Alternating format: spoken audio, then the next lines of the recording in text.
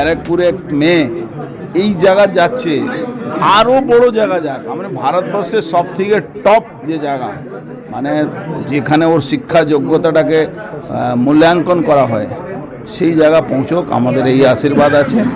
আমরা একে দেখে আরও বাচ্চারা আরও ওর থেকে অনুপ্রেরিত হয়ে আসুক, আরও ভালোভাবে লেখাপড়া। আমার মনে আছে 2 বছর আগে আপনি এসেছিলেন এখানে ওর বাড়িতে, যখন দর্শনে ভালো রেজাল্ট করেছে, আপনি বলেছিলেন সারা ভারতবর্ষে তোমাকে টপ হয়েছে। খুব ভালো লাগে। মনে পড়ছে সেই ঘটনা? খুব খুব কি মনে পড়ছে? এই তো এসেছিলাম এখানে, বাবার সঙ্গে মা সঙ্গে ওর সঙ্গে দেখা হয়েছিল, দেখা হয়ে আমি বলেছিলাম কি টপ হবে, আরও টপ হবে, আমি এটাই চাইছি।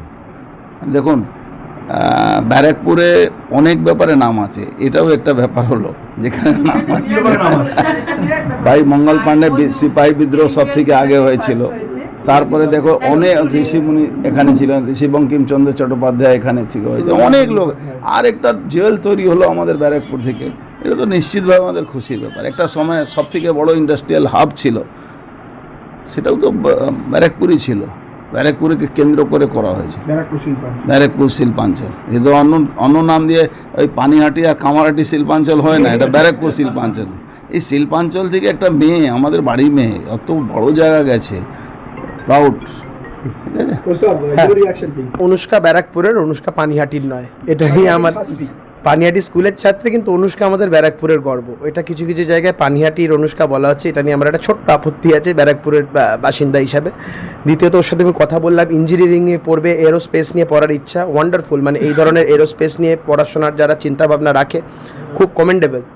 তৃতীয়ত, ওর একটা সবথেকে যে বড় জিনিস আমার যেটা পছন্দ হয়েছে, ওর যে এজ গ্রুপ, ওর পলিটিক্যাল কনসিয়াসনেস, সেটা আমাদের মতের সাথে মিলতে পারে বা না মিলতে পারে। আমি সাধুবাদ জানাবো ওর মতন এই জেনারেশনের একটা মেয়ের, তার একটা পলিটিক্যাল কনসিয়াসনেস আছে এবং তার একটা ওপিনিয়ন আছে।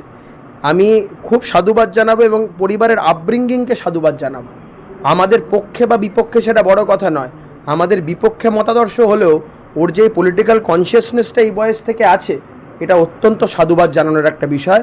আমি আশীর্বাদ করি ও জীবনে অনেক বড় হোক, ওর মধ্যে আরও পলিটিক্যাল কনসিয়াস চেতনা তৈরি হোক। কারণ এই ধরনের ব্রাইট ছেলেমেয়েরা, তারা যদি পলিটিক্যাল কনসিয়াস না হয়, রাজনীতিটা দুর্বৃত্তদের হাতে চলে যাবে। আমি চাই ও এরোস্পেস নিয়ে পড়ুক আর যাই করুক না কেন, ওদের মতন ব্রাইট ছেলেমেয়েরা কোনো দিন এসে in the arena of politics তাদের কোনো কন্ট্রিবিউশন রাখুক। আমি নিশ্চয়ই চাই। সেটা বিপক্ষেও হতে পারে। হয়তো যদি কোনো সময় এমন হলো যে আমাদের ওর বিপক্ষে বক্তৃতা করতে হচ্ছে বা ওকেও আমাদের বিপক্ষে বক্তৃতা করতে হচ্ছে, আমি কথার কথা বলছি, কিন্তু সেটা খুব কমেন্ডেবল। শিক্ষিত ছেলে মেয়ে, ভালো ছেলেমেয়েরা যত রাজনীতিতে আসবে, রাজনীতি তত ঝকঝকে হবে, তত ফিল্টার্ড হবে। আমরা চাই রাজনীতি ফিল্টার হোক, রাজনীতি ঝকঝকেও, ভালো ভালো ছেলেমেয়েরা রাজনীতিতে আসুক, তাদের একটা মত তৈরি হোক। খুব ভালো, খুব ভালো। Thank you. দেখুন, আমাদের